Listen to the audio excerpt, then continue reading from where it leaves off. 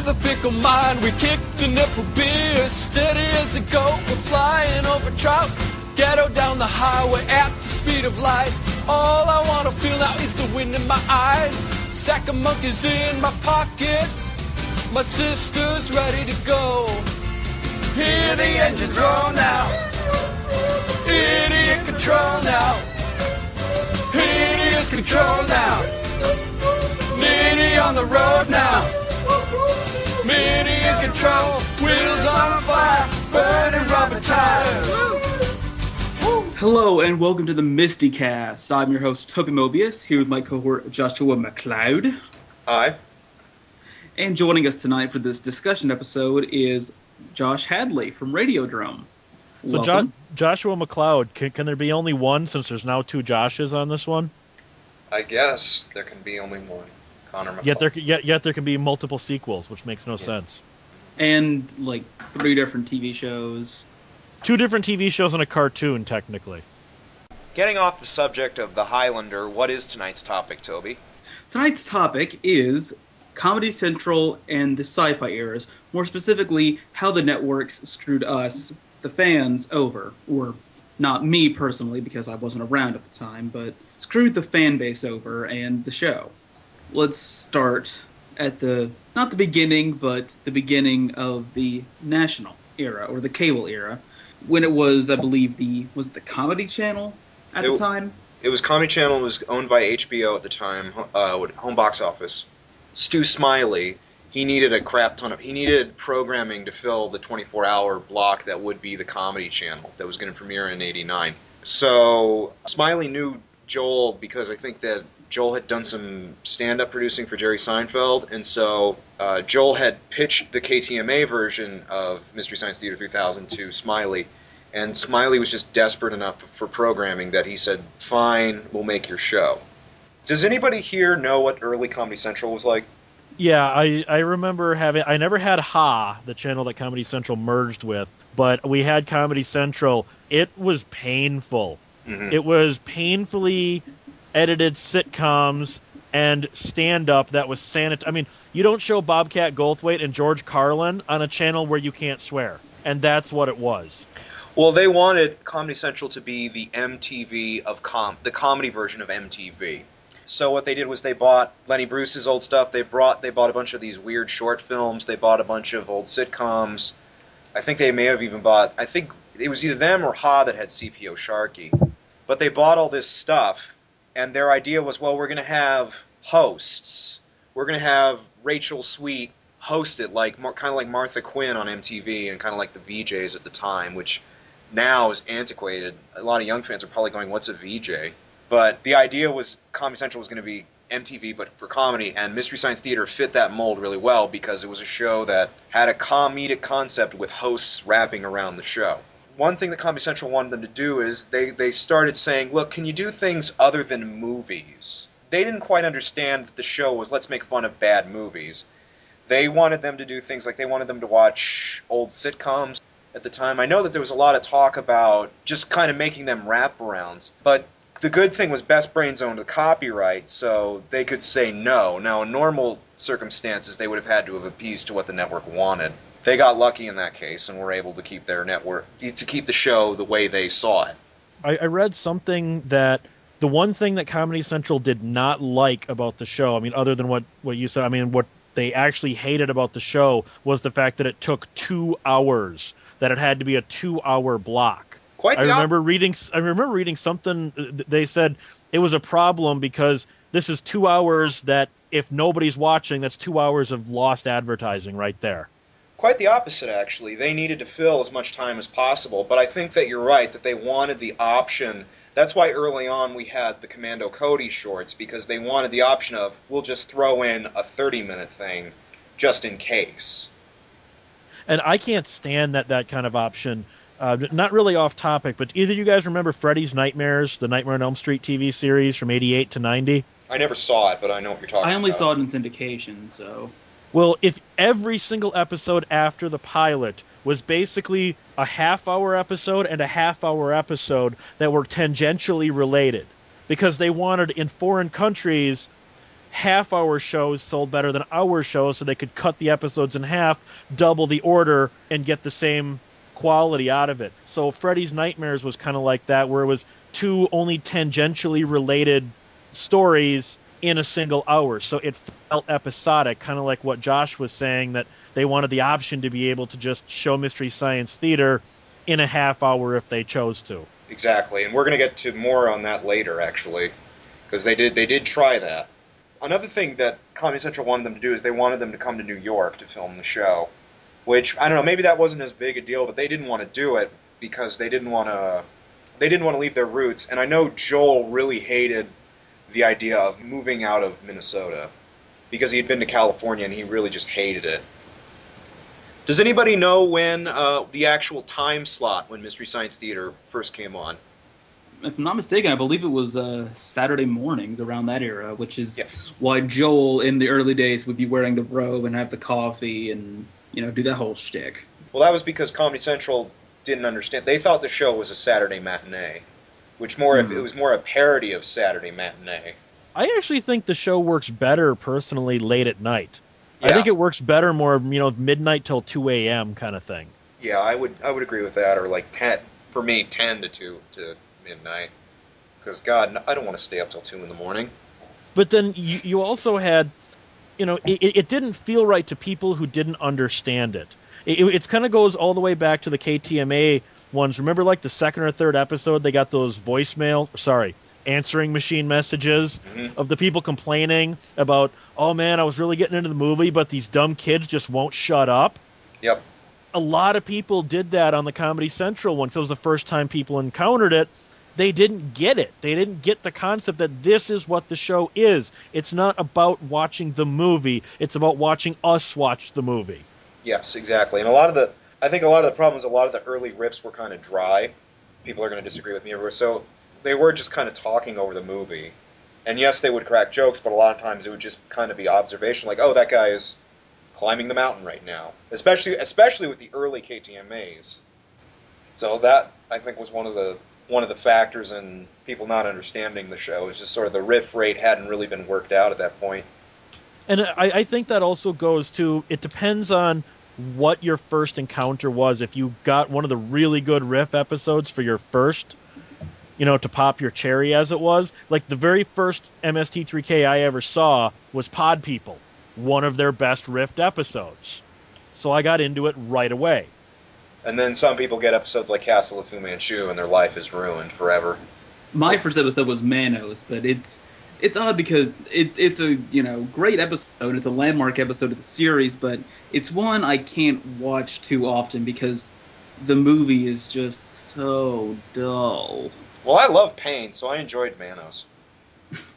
And then, from what I heard, now you might be able to correct me because this is just something I read years ago in an interview, that Comedy Central really didn't like the Thanksgiving Day marathons. That they were a little irked at that, and Joel said something like the Comedy Central Muckety Mucks were actually kind of irritated at how highly rated these things were because they didn't want them, and they couldn't believe everybody kept watching them. I never read that. I know that at a certain point during the first Thanksgiving marathon went really well, and then the second time they wanted to do it, they said, I think they only offered them like $400 or some incredibly low amount of money, and they were like, no way, we're not going to take that. And Comedy Central was like, well, why won't you take it? It's like, because it's not enough money. And so Comedy Central I think they went to a party that was being held, and they just said, well, screw you, Best Brains. We're just going to film this party and use that for the Turkey Day Marathon.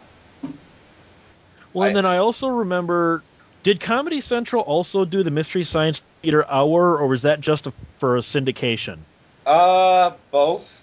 What had happened was, I said this, what they wanted to do is the show was in a 2-hour format, and they were kind of having a hard time programming it at the time. And so they said, is there any way we can work it to where you're not going to rip movies? And they said no. And so then Comedy Central said, well, how about we do this? You make the episode, and then we cut it in half, and then that way it'll be easier to syndicate. Because I remember, I never saw any of those on Comedy Central. One of my local TV stations, all of a sudden I'm like, hey, Mystery Science Theater's on, and it's like, why is Mike dressed like a bald guy? And then I'm like, what the... And then after an hour, because I didn't know it was only an hour, you guys, okay, anyone listening to this that's too young, you might have to remember this is back in the days before on-screen programming. You couldn't just click and go, oh, this is only an hour long. So all of a sudden, they get to the end of the hour, and another show comes on. I'm like, what the hell? What the hell just happened? It's like the movie's only half over. So I encountered it kind of out of dumb luck, and I didn't realize that it was an hour-long syndicated version. I was just wondering why it was on Channel 32 all of a sudden. Well, Comedy Central wanted to syndicate the show to make more money off of it. And I think quickly realizing that you just cannot syndicate Mystery Science Theater 3000. It just doesn't work because of the rights of the movies and the fact that it's 2 hours long. You just can't do it. And the fact that most programmers don't want a 2-hour show. They would prefer something that's only like 30 minutes. Especially local programmers. God, I hate local programmers, but that's another topic. Well, now, why... This is something that I've never had satisfactorily answered to me. Why did Comedy Central, which it was Comedy Central by that point, actually cancel the show? Because I think, wasn't their final Comedy Central season their highest rated yet? It was up there. It was definitely... They kind of said in their ballyhoo when they were canceling the show, well, we're canceling it because of ratings. But the truth of the matter is the ratings were, as you said, the ratings were higher than ever. What had happened was Doug Herzog took over at Comedy Central. Does anyone here know? You folks at home know who Doug Herzog is? He was the head of MTV. So he came on and he wanted Comedy Central to be hip and young and appeal to the young generation, because it wasn't already appealing to the young generation. And you'll respect his authority. It's a comedy channel. I'm sure Bela Lugosi movies were not helping with that image, from his perspective. And one of the reasons why South Park first got picked up was because of Doug. That's what he thought was going to keep the network alive, was this show with raunchy little kids swearing, because, hey, it's going to appeal to people or whatever. The sad thing is, he's kind of right. Is this after the merge with Ha or before the merge with Ha? Long after. I think they had merged by season 3 in 91. Okay. And became CTV, and then they had to change it because there was a channel in Canada called CTV. Yep. But Doug Herzog, and he actually was one of the people that really pushed The Daily Show. And what was the other one? He pushed Politically Incorrect with Bill Maher. He's like, this is what's going to sell. Which is weird because it's like, we want to appeal to young generation. Let's show political shows. Something about that just seems so counterintuitive. And especially to think about The Daily Show in the pre-Jon Stewart era. You know, just how dry that was. I mean, there's no reason to ever watch any of those old Daily Shows again except for Joe Bob Briggs. He's the only reason to ever watch any of those early episodes again. So to answer your question, why did they cancel the show? There's no real answer other than Doug Herzog. Ask him. That's not as bad as, I mean, not specifically with Mystery Science Theater, but like when Bonnie Hammer took over on Sci-Fi, why she canceled some of their highest rated shows, she didn't like them. Yep. She didn't matter that the fans liked them and they were setting new ratings records for the station. She thought they were dumb, so cancel them. Well, we're going to get to Bonnie Hammer when we get to the Sci-Fi Channel for sure. I'll try to stop growling when we get there. Okay. With and I think Doug was the same way. I think he just didn't like the show. I think he really did not like Mystery Science Theater 3000. I think it was what Doctor Who fans call a Michael Grade scenario, which anyone who's a fan of Doctor Who will know. During the tenure of the sixth Doctor, Colin Baker, Michael Grade wanted the show gone because he didn't like Doctor Who, he didn't like sci-fi, he thought the show looked cheap but didn't want to allocate funds to it, and he was dating Colin Baker's ex-wife. Douche. So he said the show could come back, but only if Colin Baker was fired, and he was fired. And I think it's the same kind of scenario. They didn't like the show, no matter what the ratings said. Well, and Stu Smiley really liked the show, and he was really supportive of it, but I think Doug Herzog was kind of like that. He just did not like the show. And he'd have a guy go on the air and basically say, Mystery Science Theater fans, screw off. He basically said, this is why we're changing it. Get over it. Like, when you think about it, that's just absurd. They spent... Because if you know how much money it costs just to put stuff on television, he's spending 10 minutes basically just ranting. Like, that's an insane amount of money they're losing just to complain to fans, essentially. Well, and then it also comes down to, obviously, even by the time Comedy Central canceled MST3K, it was very much a cult show. Mm-hmm. You know, let's take a cult as like a satanic cult. If you piss them off, you're going to incur their wrath. Is it really wise to piss off the crazy people? Getting back to pissing them off, let's just start with one guy who pisses me off.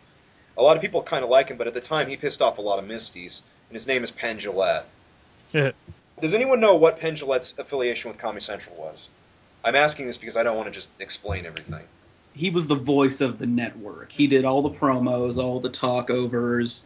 He kind of was the face of Comedy Central at the time. Mm-hmm. And this is Joshua McLeod's opinions on Penn Jillette. This isn't endorsed by whoever unless someone says it. Penn Jillette, to me, is just the worst match for Mystery Science Theater 3000. He's loud, obnoxious, egregious, and then Mystery Science Theater is a show that makes riffs, but they're intellectual riffs. Whereas, did anybody see This Is MST3K, the special that Comedy Central did? I think I have it on tape, but I haven't watched it in a long time. Okay. I watched it on YouTube recently, actually. How was it? I didn't like it as much as when I saw it a couple years ago. It really because of Penn Jillette, but honestly, it just wasn't as good as I thought it was a couple years ago. It wasn't as impressive to me. I remember it's a little dry today, but if you look at it with not knowing the Sci-Fi Channel and how things were going to change, even stylistically, it was fine when it aired. Are you sure you're not thinking of another Mystery Science Theater?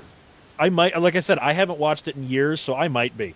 Or it was hosted by Penn Jillette. I don't think. Then it's definitely not the one I'm thinking of. This one was hosted by Penn Jillette, and I don't think Best Brains picked Penn Jillette. I think Comedy Central picked Penn Jillette for them. And they had him go on the air and basically say, Toby, describe it. I can't put it in words what he did.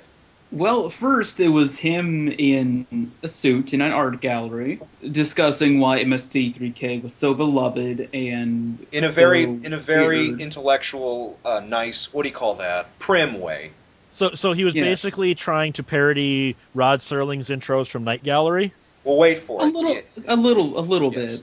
bit. He was being very PBS about the whole thing. Mm-hmm.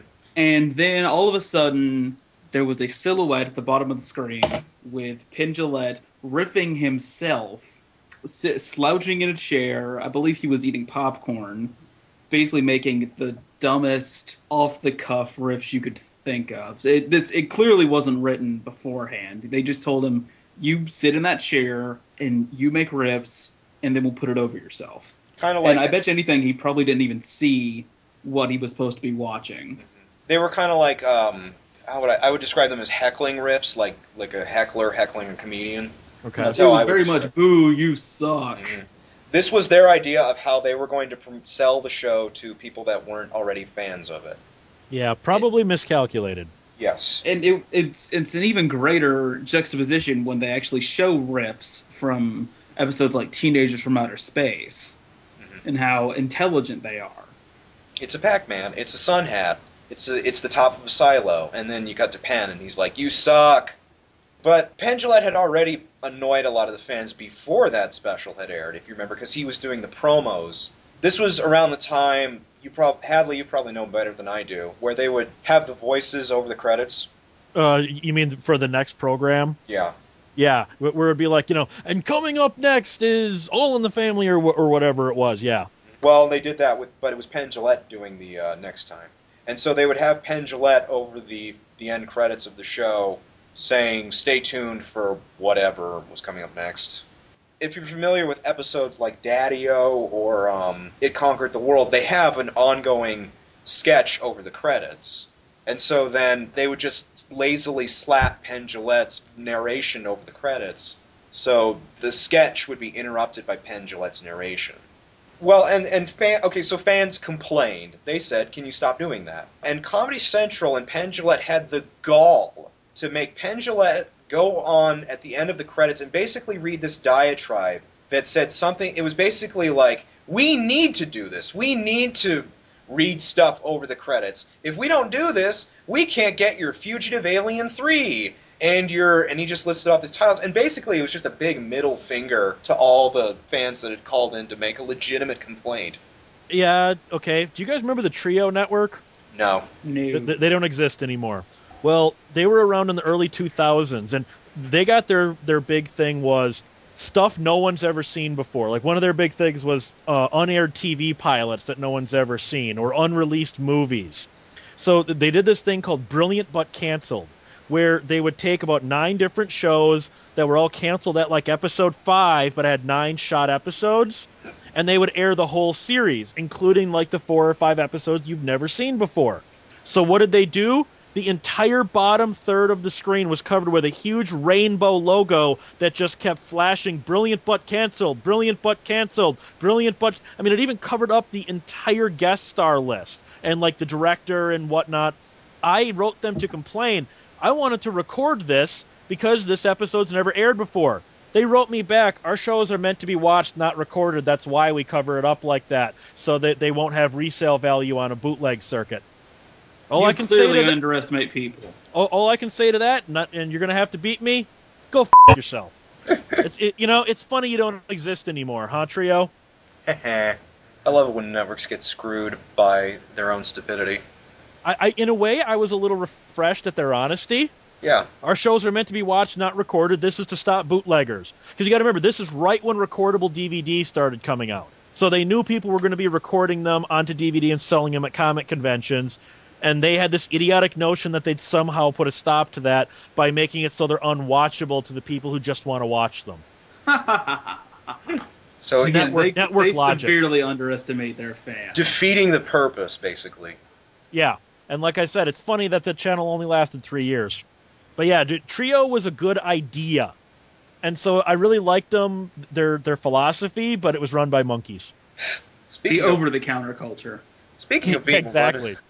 Speaking of being run by monkeys, the other thing that pissed me off, the Comedy Central, and this was around the time that The Bug had started coming out. You know The Bug? Yep. What the worst possible place to put The Bug in Mystery Science Theater 3000?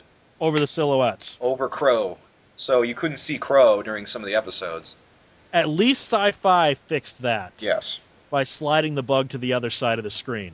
There was only like 1 or 2 episodes that covered Crow, and they very quickly rectified it. This was back when Sci-Fi cared.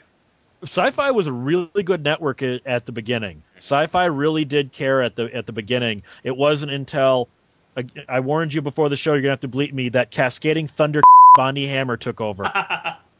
I warned Josh ahead of time. He was going to get a lot of views out of the Audacity censor function. I'm trying to play nice, but I can't call her anything else. Okay. We're going to get to her more, so that's going to be even more fun talking about her during the Sci-Fi era. Cutting time for episodes. The season 1 through 3 episodes are 1 hour and 37 minutes long. Season 4 through 6 are 1 hour 31 minutes long. So Comedy Central was going to cut 6 minutes out of the early episodes just so they could show them. Well, and then I can't remember which era that. I mean, I know it's the Comedy Central era, but I can't remember which one of the 2 eras you just brought up that Mitchell popped in at. Mitchell has always bothered me, and I always lost a little bit of respect for the Mystery Science Theater guys for what they did to that movie. Not the riffing on it, but John Saxon as the villain in that movie, right? Fine. He actually has a death scene in a big car chase, or dune buggy chase scene in the movie. What happened is, I know what you're talking about, the fact that they edited it out and then they commented. And then they make fun of the fact that there's no conclusion to it. That bugged me. What happened was there's 2 versions of the movie. There's the version that was made for the theaters, and there's the version that was syndicated to television. The version that they got, that the Mystery Science crew got, cuts John Saxon's stuff out, cuts that death scene out, as well as it also cuts out the scene where Mitchell gets in the shouting match with the little kid. Like in that version, I think he's saying "buzz off." In the theatrical version, he's saying "piss off." But no, they didn't cut out the death scene. That had been cut out for them long before by I think Essex had cut it out. Because that just always bugged me. It's like, before I knew that, it was like you cut it and then you make fun of the fact that it's not there anymore. That was just a little disingenuous, I always thought. But, okay, that makes sense. Mm-hmm. Later, there's some examples like Sodium from Horror Party Beach, where they did cut it out and made some of the characters look stupid, but not They do jokes like that occasionally. Well, they'll talk over an explanation and then ask what's going on. I know Parts was cut. Parts the Clonus Horror. Yeah. If you saw that uncut, there was a good 8 minutes cut out of that movie, and it makes a lot more sense when you see it unriffed. Well, some of it's cut for time, and then some of it's cut for action. Like, I know that Paulette Breen in that movie gets the crap beat out of her by the doctors, and that's not exactly settling. I'm just saying it's a little irritating when they do that, but I can kind of understand why. For those of you at home watching Rita is Dead, that's from Side Hackers. Getting back to Comedy Central, there had been a credo between Best Brains and Comedy Central that they didn't want them to air the season 1 episodes anymore because they said, well, they're not that good. They're of lower quality. When you say season 1, you mean KTMA or Comedy Central season 1? Comedy Central season 1. Okay. If I refer to KTMA, I would call it season 0 or season K. I always just call that season 1, but okay.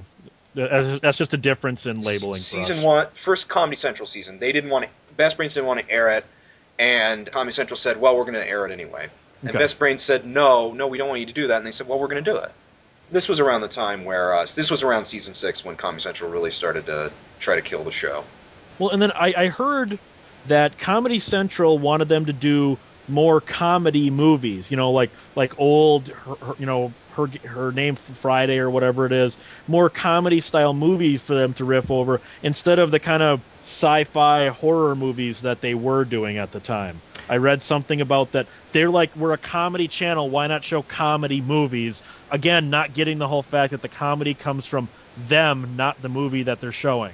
Especially if you get a movie like Catalina Caper, which kind of was a comedy. A lot of people will disagree with me, but it's one of those things where it's hard to make fun of something that's already funny. But yes, you are correct. It wasn't so much comedy movies. What it was is they were having trouble programming the 2-hour program. This was around the time where Politically Incorrect with Bill Maher was getting big, and around the time where Daily Show was starting to get into vogue. One of the things Comedy Central wanted to keep the show afloat, they said, instead of doing movies, can you make fun of like sitcoms or political commercials? It's like, right, and then you also had, I think this is near the end of the Comedy Central era, where they would program the movies that they did do out of order, Yep. like Master Ninja 1, and then you'd think Master Ninja 2 would be next week, but no, there was a different episode. Then Master Ninja 3 is 2 weeks later, or Master Ninja 2, I mean. Well, actually, your actual production order is Master Ninja 1, Castle of Fu Manchu, Master Ninja 2. So that. But it seems strange. You'd think the Master Ninja movies and quotes would actually be slammed together. Well, I think that may have been Best Brains. That may have been Comedy Central. I don't know. I think it was just kind of to keep it, because you also have to remember the Gamera. This was around the time they were getting the Gamera movies, and there were like 5 of those. Some people really didn't like Gamera. And they were kind of glad, so it was kind of something to even it up, to have one Gamera one week, and then an AIP movie the next week, and then another Gamera, and then another made-for-TV pilot, and then another Gamera, rather than getting all 5 Gamera at once. Right, okay, I can see that, because I always liked the Master Ninja movies, because I like the fact that they make fun of the fact that it's just basically 2 episodes of the TV series edited together. I like those too. Did you ever see Riding with Death? Oh, I want to say yes, but I can't think of it. Ben Murphy is in it, and he's like he gets in a nuclear act. It's a show called Gemini Man, and some company somewhere took like 2 episodes and edited into a movie called Riding with Death. Yeah, back in the KTMA season, they did one of the Space 1999 movies. Yep. Or maybe they did 2 of those. I think they just did the one. I think it was called Cosmic Princess. Yeah. I knew that one. I couldn't remember if they did another one of those or not. Well, they did some Thunderbirds movies. Oh, you know what? The other thing they did was the Sandy Frank movies, where he took, I don't know if you've seen Time of the Apes or Fugitive Alien or Mighty Jack, where he took with Mighty Jack he took 2 episodes, but with Time of the Apes he took 24 half-hour episodes and crammed it into one 90-minute movie. Mm-hmm. Yeah, I remember that. And when we get to the sci-fi era, I've got a good story about giant spider invasion. Mm-hmm. Around the time that Comedy Central was giving up on the show, they were losing the rights to the movies. So they were losing the rights to the Gamera movies, the Sandy Frank package. They were losing, I think, the Crown International package they had lost. So they couldn't air certain episodes anymore. Which is kind of funny, since most of the Gamera movies are public domain now. Actually, no, they're not, contrary to popular belief. Daiei owns the American distribution rights, and they sold them to a company in America. And for a year, did you buy the MST3K Gamera set? And I don't have the Mystery Science Theater, but I've got, I don't know how many different Gamera movies I've got on some of those I don't know public domain for $10 sets. I don't know why Daiei was pissed about the Mystery Science version, but they never bothered to stop those cheapy public domain sets. Public domain in quotation marks, because it turns out Gamera is not in the public domain. It could be like the Godzilla thing. There's one Godzilla movie that is in the public domain. Megalon. But yes, but the image of Godzilla himself is still trademarked. So the movie is public domain, but you can't show it without violating their trademark on the image of Godzilla, if that makes sense. That's how convoluted the law is. And that may or may not be the reason why Volume 10 of Mystery Science Theater was recalled, because it had Megalon on it. Yeah, so, that's really strange, because Toho is very stringent about their trademark, and especially if you get to King Kong versus Godzilla, you've also got Universal involved there, too. Mm-hmm. That one was thought to be public domain for quite a few years, and it's like, yeah, a Universal movie is going to go PD, and they're just going to sit back and let it happen? No, they're not. I'm trying to think of one. Yeah, you're right. I can't think of a single Universal... Nothing that they didn't sell to another company that never ultimately ended up in the public domain. You know, there is the It's a Wonderful Life thing, but then they grabbed that through a loophole, which just pisses me the hell off. Where I was going with the whole losing the rights thing is, basically, for years, I think Sandy Frank has kind of been thrown under the bus as the guy that said, I don't want you airing my movies anymore. People seem to forget that around the time that they stopped airing his episodes on Comedy Central was around the time that Comedy Central was losing interest in the show. So what I imagine happened was Sandy Frank said, are you going to buy the rights again? And Comedy Central said, okay, how much do you want? And Sandy Frank gave them a number, and they said, yeah, we're going to pass, and that was the end of it. I don't think Sandy Frank had any spite towards the show. I don't think he wanted more money. I think it was Comedy Central heard a figure. They already lost interest in Mystery Science Theater and said, well, hell with it. We're not going to renew the rights. Because we're killing the show anyway. This is something I heard secondhand, but somebody said that they met Sandy Frank at a con at some point and tried to get a Mystery Science Theater video autographed, and all he did is scribble all over it and said, get away from me. Well, that basically he was not happy that people were seeing his movies in their version. Funny you should mention that. He's going to be on the next Mystery Science Theater box set, which is going to have Fugitive Alien 1 and Fugitive Alien 2. He's doing an interview for that box set. Like I said, I got that secondhand, so I don't know how reliable that story was. Well, one, I don't believe that he would have appeared at a convention, and two, I honestly don't think Sandy Frank gave a crap about the movies that he brought to America. Because if you've seen his edits, like, he clearly slapped them together. Over a weekend. Yeah, he didn't... I don't think he had any love towards Mighty Jack or Time of the Apes. I think he just said, well, I need something to syndicate. So, the point I was trying to get at with the Sandy Frank arc is, it really seems like fans for years have hated Sandy Frank, when really they should be mad at Comedy Central for not buying the movies again. Because I've never heard any concrete source that says Sandy Frank didn't like Mystery Science Theater 3000. I've heard a lot of hearsay, but I've never heard a single solidified rumor. And this is not the kind of guy who doesn't put things on record. If he doesn't like you, he's going to tell you to your face. Kind of like Bill Rebane. Yeah. To end on, Mystery Science Theater basically saved Comedy Channel, Comedy Central. They had nothing going for them in that early years. Who was it? Not Tom Shales. They were on his show. Keith Olbermann said, this network has nothing going for it except for Mystery Science Theater 3000. So Mystery Science Theater 3000 basically saved their network, kept their network from getting brought up by Ha, kept them from falling into the dustbin. And what did Comedy Central and Doug Herzog do? Canceled them. Basically gave them... And then pretend like it never existed. Yes, and that's another thing. When was the last time you heard Mystery Science Theater referenced on Comedy Central? I keep waiting for Tosh.0 to do it, because they have he has a running gag where he says, we'll be right back with, and then the name of a canceled show. And I'm waiting for the day when he does Mystery Science Theater 3000. Well, the lawyers may shut that down. Yeah, because Comedy Central does not own Mystery Science Theater 3000, so they would prefer that the world never know it existed, because they can't make good luck. They can't make money off of it. It's kind of a douchey way to go about business, but it's a business way to go about business, though. Yeah. Well, and it's angered because what's going to happen when when South Park ends? they're going to give that show $1 billion send-off. They're going to end programming for a month probably and just show nothing but South Park. What did they do for Mystery Science Theater? They let it taper out and die, essentially. That's pretty much what Sci-Fi did. Mm-hmm. Sci-Fi did the same thing. Mm-hmm. Well, let's get into it. Sci-Fi Channel. A lot of fans were relieved that Sci-Fi bought the show. I was excited. I mean, I was pumped to find out when it moved to Sci-Fi. My only gripe was just like you pointed out with the Comedy Central, that damn 10 in the morning time slot. Mm-hmm. It's like, can nobody get it through their heads this is a nighttime show?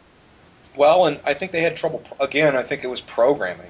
They didn't know what to do with this 2-hour show. They basically bought this show for the fandom, if I'm not. Toby, do you know why they bought the show? Yeah, I do believe it was the fandom and the massive ad all the fans put out at the time. Have you seen that magazine? Have you seen I that? don't remember which magazine it was. I think it was Variety. Have you seen that Variety ad? Yeah, I think it was Variety.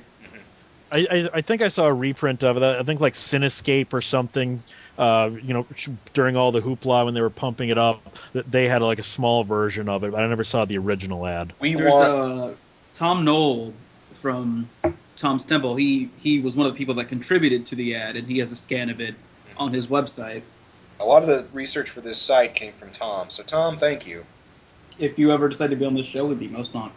One of the major mandates from Sci-Fi was we want you to have a story arc.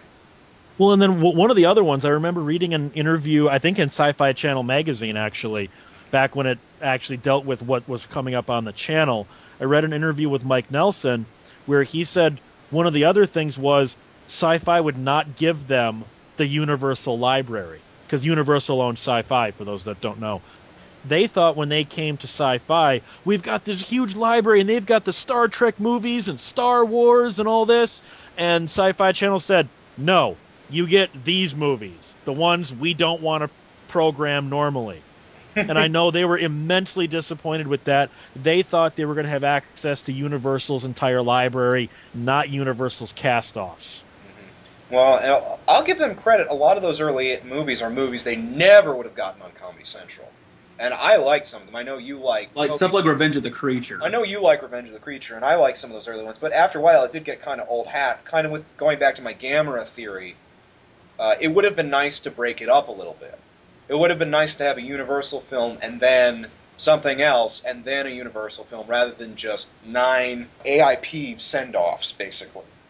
Well, and then see what I think would have been good, and again, this might you said they aired the episodes out of order, so this maybe is not the way Best Brains produced them.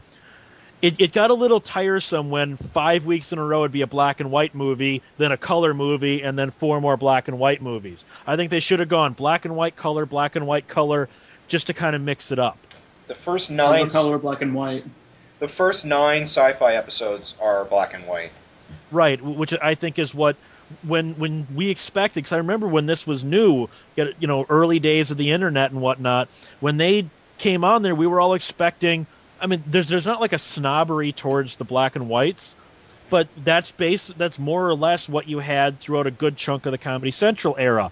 We were like, yes, they're going to start showing 60s and 70s and 80s movies now, and they just didn't at first. It was like all the same type of movies Comedy Central showed. And that was kind of a disappointment right off the bat. The irony being that later on they started having kind of insane variety. I know that season 10 has like a movie from the 50s as well as a movie from 1994.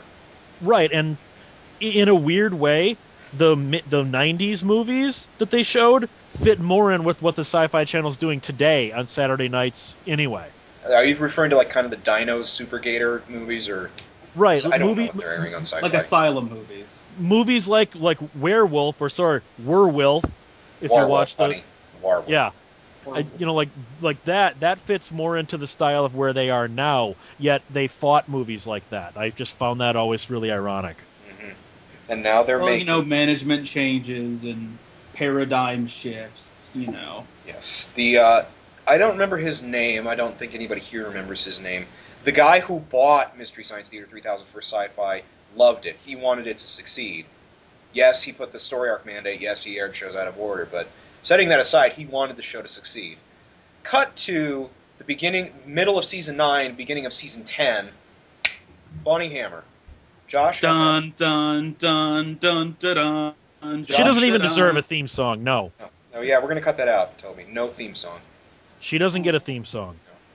No, Bonnie Hammer is to the viewer. She is the antithesis of anything that is good in programming. To her bosses, she was a godsend because her idiotic ideas always paid off monetarily and with ratings, but they never paid off creatively. Her idea was the very first. You guys remember that Sci-Fi used to always have Sci-Fi Buzz and Inside Space, and they had their tech show and their like Pawn Stars style show, and they had all this whole slew of informational programming. I'm too young to remember that, but yeah. Yeah, same here. Sorry. Well, that almost all the original stuff that they were putting out were basically like sci-fi news shows or a Pawn Stars style thing where they're looking at old props and things like that. And they had an early internet show. They had one about NASA, and they had like 3 or 4 different news style programs. The very first thing Bonnie did, her very first day at work, was canceled all the informational programming. Her very first dictate, this stuff is stupid, and in her words, and I quote, it doesn't target the audience we want. Sci-fi fans don't want to learn? No, because later when it came down to canceling Farscape, she actually outed herself as the snob that she is. They didn't want sci-fi fans. They wanted your average Joe six-pack truck driver. She said, we want somebody who wants to come here and watch aliens blow stuff up without having to have seen the previous 5 episodes. We want somebody that is going to get off of an 8-hour shift at work, come home, and sit and watch explosions for an hour. That's the audience we want, because that's the audience our advertisers want. So shows like Farscape were too smart for the audience she wanted to program to. And it worked. It worked on a corporate level. After she took over and she started canceling all the quote-unquote brainy shows, the damn ratings went up. So to the higher-ups, she was a godsend, and what she was doing was the right move.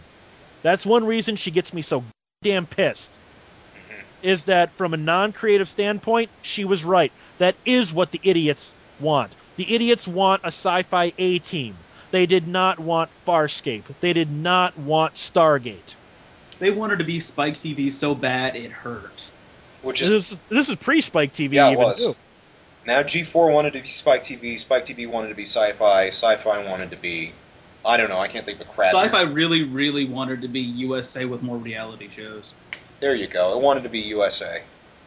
And USA didn't want to be USA anymore, and you got to remember, USA and Sci-Fi had the same owners. Yep. And USA really, really wants to be TNT right now. And TNT wants to be TBS, and it's kind of a sick circle jerk. And TBS wants to be a Comedy real Central. network. TBS wants to be Comedy Central. TBS and Comedy Central, I don't think they know what they want anymore. Yeah, they gave up hope years ago. I think they really want to be Adult Swim. But yeah, when Bonnie Hammer came in, she wanted to cancel Mystery Science Theater right off the bat. But the ratings wouldn't allow it. There was no way she'd get away at that point. You got to remember, by the time she screwed Farscape up the ass, she had more power and she had more people backing her. When she first came in, there was no way they were going to let her cancel a show that was as highly rated as MST3K. So she had to wait till she gained more power or their ratings dropped, either one. And unfortunately, their ratings never dropped, so she just had to wait till she gained enough allies on the board of directors. Another thing that happened was the executive that really liked Mystery Science, whose name I can't remember, he ordered the 10th season before he quit and Bonnie took over. So what I imagine you're right to some extent, but I think that Bonnie wanted to kill it, was going out to kill it, but it had already been put through that 10 was going to happen. I think they probably already signed the contract. Yeah, probably. I think she succeeded in her goal. I don't think there was any doubt that she was going to cancel it. It was just she had to play the waiting game of, well, I have to wait for this contract to expire. Which also, she also tried to pull the whole thing on the movies as well. Mm-hmm. That's why I think it's Merlin's whatever not the Merlin's finale. Mystical Shop of Wonders. Yeah, it's not the finale, but it was the final aired episode, aired so long after the finale because she kept finagling around with, we have the rights when you shot it, oh, when we got around to airing it, sorry, the rights expired. Oops.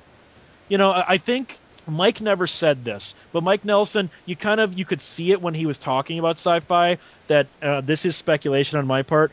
It seemed like they were trying to create such a hostile work environment for the guys that they would quit, therefore getting them out of their contract. Well, in season if we make it so hard for them to work, they're just going to say, screw it, it's not worth it anymore.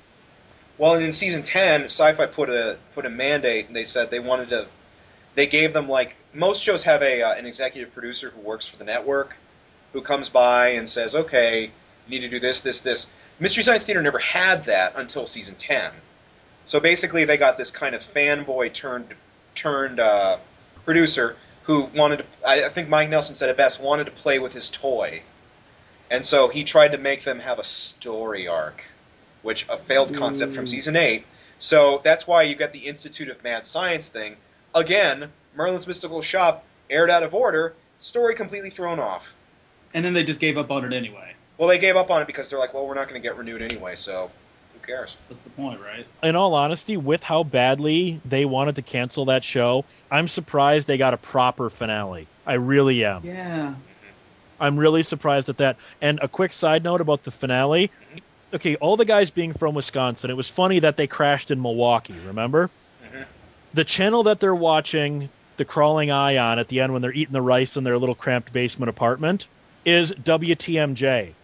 I used to work for WTMJ, okay? So that makes me nostalgic right there, seeing that they're watching WTMJ. But also TMJ is the NBC affiliate for Milwaukee. They would never have shown The Crawling Eye. Never in that era. Never. I just always found that funny. I think they just picked if you want my honest opinion, I think they just picked a network that was an NBC affiliate in the area. I don't think it had anything to do with I know. I just thought it was ironic that, a national show like that, and it's like, holy I used to work for TMJ. Yeah, you lucked out. We don't get any of that reference here in the Midwest.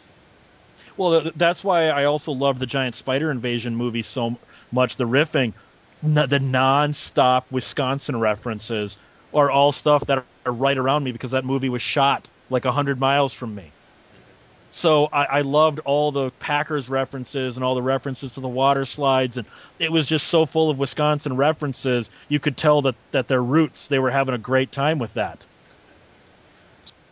I don't remember exactly what time, but at the beginning of the Sci-Fi thing, I bitched a little bit about the whole, it was on at 10 in the morning, and that was irritating. So I also remember having to set a timer on my VCR.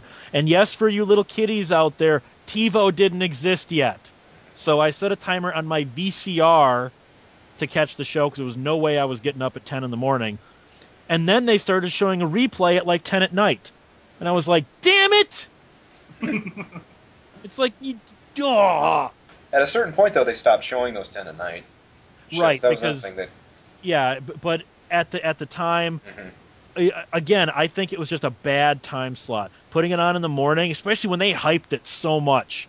And I mean, the Mystery Science Theater guys, even right before Bonnie Hammer came in and canceled Sci-Fi Buzz, they popped in on Sci-Fi Buzz's 100th episode and ate the 100th episode crew cake. So they were really cross-promoting the hell out of them coming to Sci-Fi, and then they don't treat them right. I don't understand that. Well, I was going to say, and that also brings up the Golden Statue Awards, which I thought were great. I'm like, yes, Sci-Fi's giving them a primetime special, giving them, big budget movie trailers to riff over.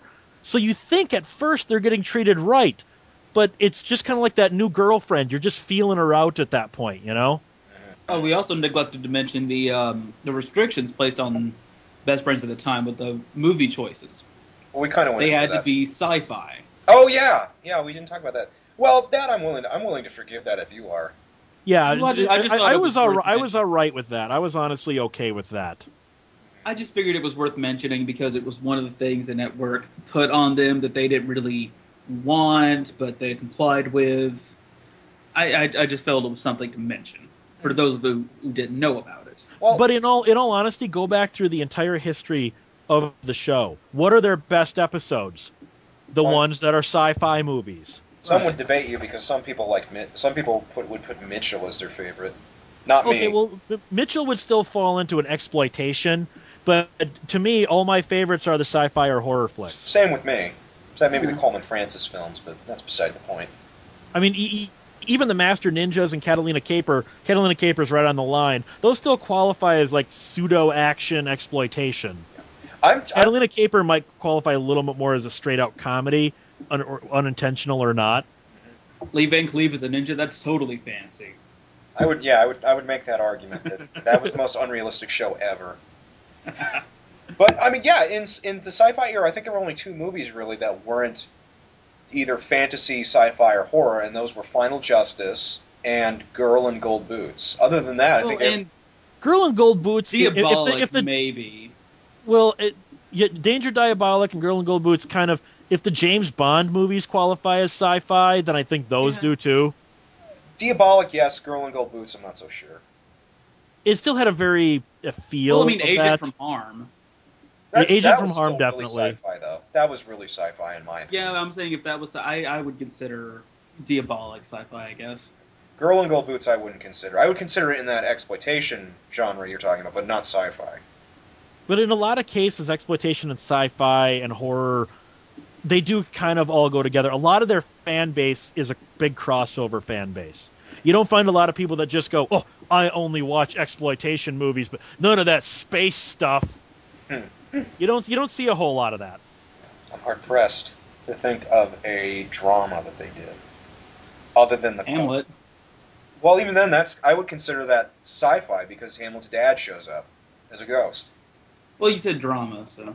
Okay, yeah, I mean just straight up drama, no sci-fi element. And then the more I thought about it, well, Red Zone Cuba would have been a war drama, and as would Skydivers. But well, okay, now I think about it more. They had a lot in season 6 that were straight up dramas, but that's beside the point.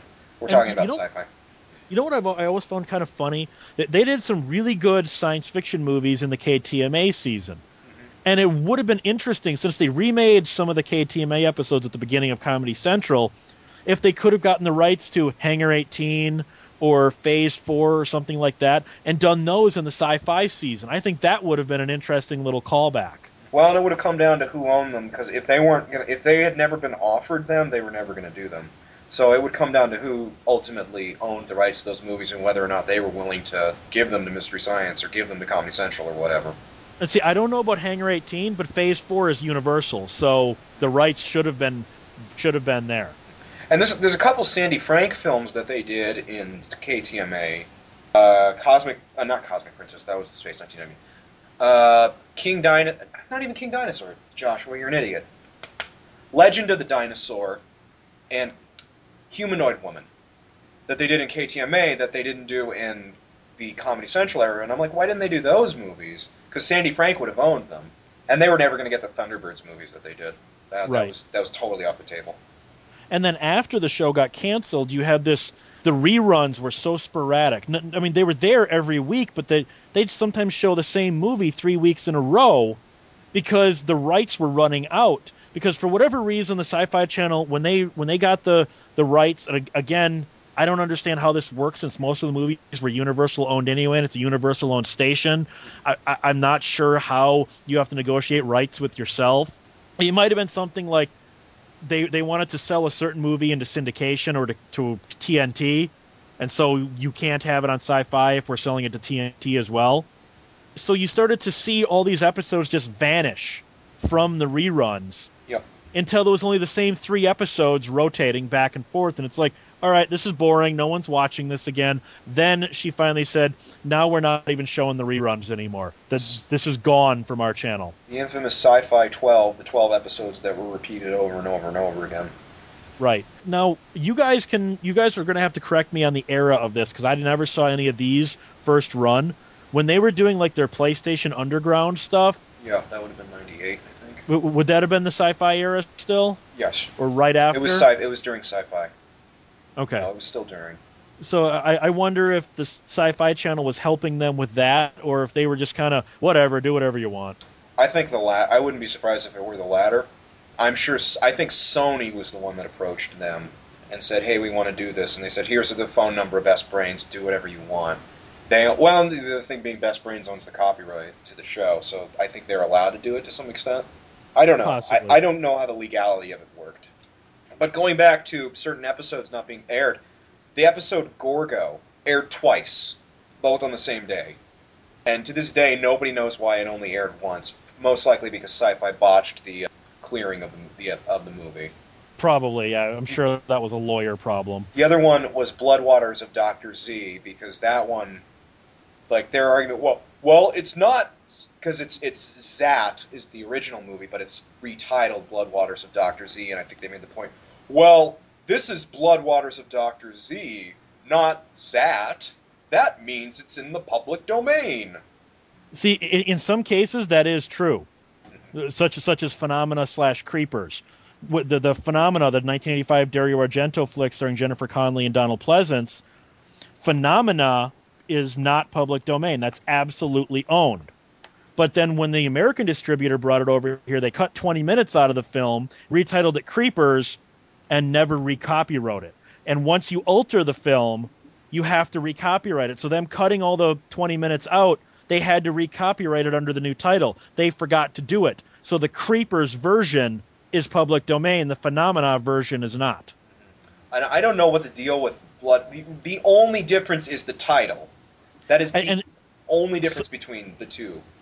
Sometimes that makes a difference, such as Communion and Alice, Sweet Alice, that early Brooke Shields movie. Communion is still copywritten. When the American distributor just changed the title to Alice, Sweet Alice, they never copywrote it.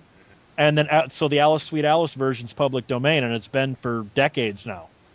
Yeah. So when you change something even as simple as the title, you have to go to the copyright office again. I mean, hell, that's what Night of the Living Dead happened. They copywrote that as Night of the Flesh Eaters. Then they changed the title to Night of the Living Dead. They never recopywrote it, so the movie's been public domain since the day it came out as Night of the Living Dead. Well, and I don't think Don Barton ever allowed them to do Bloodwater, ever allowed them to retitle it. I think they did it without his permission. I would have to look into it. It's one of those mysteries that this is kind of sort of what we know, but we don't know the whole story. But I would have to look into it more. I know that movie had like a crap ton of titles. It was like Zat, but with different capitalization, Dr. Z, Hydra, Attack of Hydra, Bloodwaters. It just had so many titles. So for all I know, that could very well be the case. But it could have been. Could it have been that he licensed like Hydra in Canada, and then Sci-Fi went to Canada, took the movie, and took Hydra and retitled that, and then said that's a new movie? That's always a possibility, yeah. Because unless you basically got to follow the paperwork to where they got their print, is what it comes down to. And that's the same thing with Bill Rebane still trying to sue Best Brains over Giant Spider Invasion. They've been able to prove Sci-Fi legally licensed this movie, and he keeps saying they stole it from me. Copyright infringement. Copyright infringement. It just seems like no network understood the show, really. No, and in a way, I'd like maybe not Mystery Science Theater to come back. Well, okay, let me backtrack. I'm a little irritated that Mystery Science Theater got canceled, that they didn't try to take it to yet another network, because the guys, even though at the time they said they were done with it, they wanted to end the show before it got repetitive, blah, blah, blah, they immediately went out and made like Cinematic Titanic and The Film Crew and riff tracks and stuff, and you kind of go, well, you guys still clearly want to do this. Why didn't you continue doing it as Mystery Science Theater? Well, I would make the argument that Cinematic Titanic didn't come about till 10 years later. Or, sorry, not 10, 8 years later. And Rip Tracks, maybe they grew to miss it over that time, and going back was an option. Because I know Joel wanted to do kind of like a special, but he and Jim could not agree on the terms. Like, Jim was like, well, who are we going to have to be the host? Are you going to be the host? Is Mike going to be the host? Blah, blah, blah, blah. Then why not, instead of calling it Cinematic Titanic, just, hey, Mystery Science Theater is back after 8 years? Because Jim owns the rights to the show, and there's a conflict of interest. It's been established that Jim does not want Joel to title his thing Mystery Science Theater 3000 because he doesn't want it to interfere with the business of the original Mystery Science Theater 3000. He's made it clear he doesn't want to remake the show. Okay, I just don't understand it on a creative level. You'd think even on a financial level, you'd think you'd want the more recognizable title. I was going to say that the reason they don't want to do it again is because they didn't want to have to go through the networks. That's why they didn't go to another network, because, they've worked with networks twice and they got screwed over twice. But at the same time, though, Toby, home video was so ingrained in people, they could have put it as a direct-to-video series, and it probably would have sold like crazy. But yeah, I think you're right. I think it could have sold well. I think so. They could have bypassed the networks completely and said, this is the Mystery Science Theater tape library. Well, and then you have to find a video distributor. We're kind of making excuse. I'm making excuse at this point. They would have had to have found a video distributor. They then would have had to. They would have had to. Their rights to movies. They would have had to probably. But they didn't bother doing that now. All they're using is public domain movies. What for the? Well, not all of them. Some of them are weird. Like you were saying earlier, change the title and we'll let you do it. The very first cinematic Titanic movie, what is it? Oozing Bucket of Blood or Brain of Blood or whatever they were. Oozing Skull. Well, that's what they changed it to. The original title was something different, and the distributor said, "Well, I'll let you do it, but can you change the title of the movie?" But I mean, like the cinematic Titanic live show, it's all PD movies. Lost Women and same with Same with the film crew. The film crew is all public domain movies. So it's like, why couldn't you have done that with Mystery Science Theater with the characters we know? Because frankly, the film crew was terrible, I thought. I've never seen Film Crew. I'm gonna agree with you. I only saw Killers from Space, and I didn't like it. It just, for whatever reason, the magic was gone. And then you see him do a riff tracks, and you go, well, they still have it, but for whatever reason, it seemed like the film crew, none of them really wanted to be there. It seemed like they were doing it because they needed to, pay the mortgage that month. And I know there was maybe it was a difference in writers, because I know that the guys who do write for riff tracks that aren't Bill and Kevin and Mike are really talented guys. Maybe they just had worse writers during the film crew era. I don't know who would have been. I would really have to look into it more and more. But yeah, I agree with you, and I think that the film crew, we're going to invoke a lot of wrath from the fans of the film crew, really wasn't that good. Why Riff Tracks was better, why Riff Tracks is funnier, I don't know if there's a good, solid answer, in all honesty. I do think there was some... Maybe it's the source material. Maybe you just can't work yourself up for Killers in Space where you sure as hell can for Transformers 3. Well, and I know there was some bitterness there because they were originally going to do it through Rhino Home Video, and Jim didn't want them to do it because he thought it would interfere with Mystery Science tapes that were going through Rhino. The irony now being that Shout has it, and Shout had Film Crew and Mystery Science. Well, and then, it even comes down to the whole rights thing. Not necessarily Mystery Science Theater, but remember Elvira's old show? The old one, not the crappy new one that's unwatchable. Shout was putting out all those, a bunch of random episodes. And when she was asked, why don't you put out this movie, which are public domain, she goes, we can't get the licensing. It's like, this is The Brain That Wouldn't Die and Night of the Living. These are public domain movies. There's no licensing involved, Cassandra. Well, and the other thing is that public domain is just so... For years and years, people thought Manos was in the public domain. And it's only recently come to light that it's not in the public domain. Peter Rogers owns the rights to it. But to this day, I can go down to the dollar store and buy a bad public domain DVD of that thing. Why his company never said stop doing this is beyond me. But because it appears on Alpha Home Video or on these various... Wikipedia is another source of crap information.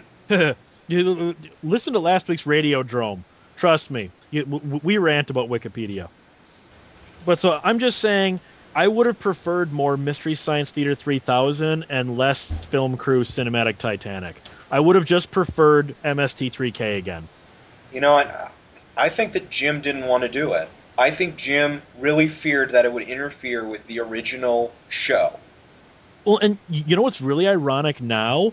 I think if they approach Sci-Fi Channel to riff on all those Sci-Fi Channel Saturday night originals, maybe like on Sunday night, you show the movie uncut on Saturday, and then you show the Mystery Film Crew whatever version on Sunday, I think that would be quite popular nowadays. Oh, yeah. Especially with, Anaconda versus Super Crocodile, whatever. I've given Exactly. up. Yeah. Exactly. Who's in charge now? It's not Bonnie Hammer, is it?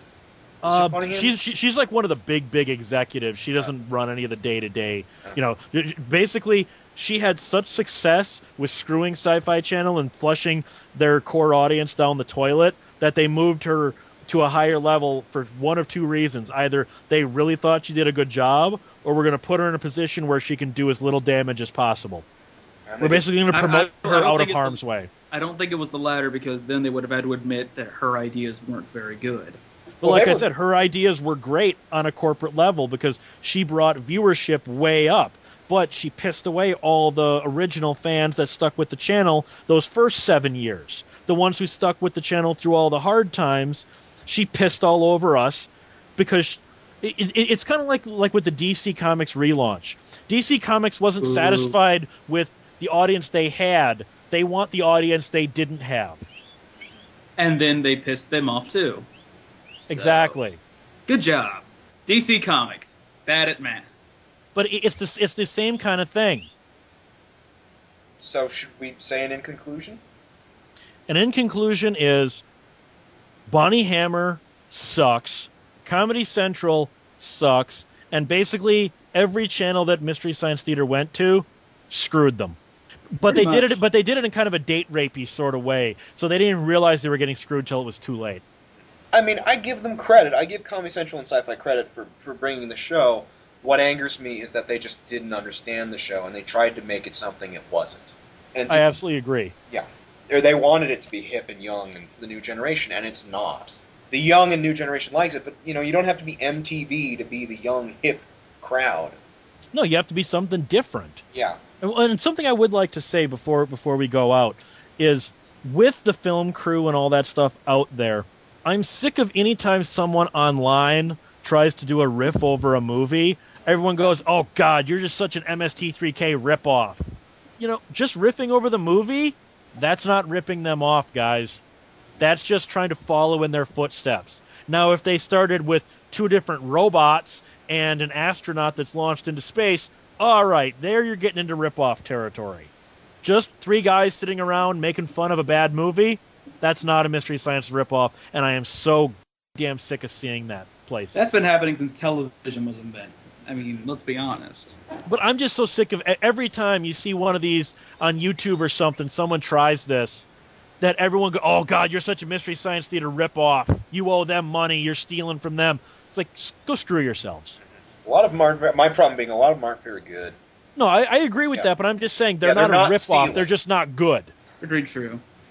All right, well, I think that just about does it for this episode of the MSTieCast. I apologize for not speaking very much. I don't know enough about the issue, or I don't know as much as the two Joshes do, so I just figured I'd sit back and let them do most of the talking and just come in when I had a really stupid comment to make.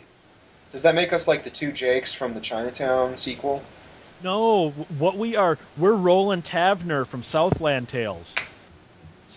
Yes, so thank you everyone for listening. Thank you, Josh Hadley, for being here. Yeah, sure. You caught me mid-stretch, so thank you. It's no problem. Josh M., any final words? Yo, the dude. Excellent. Well, if we go alphabetically, the final words would be probably Z Z Z Z Z Z Z Z Z Z Z. Zoons. What is the final word? Hey, Zat. There. Yes. Dr. Z. Zat. There you go. Thank you. Callback. So for Fred Fritz and Mike Hagan, who are not here, I'm Toby Mobius. I'm the NRA. I'm the jerk that's tagging along and hijacked their show. And this has been the MSTieCast. Thank you for listening. Play us out, Neil.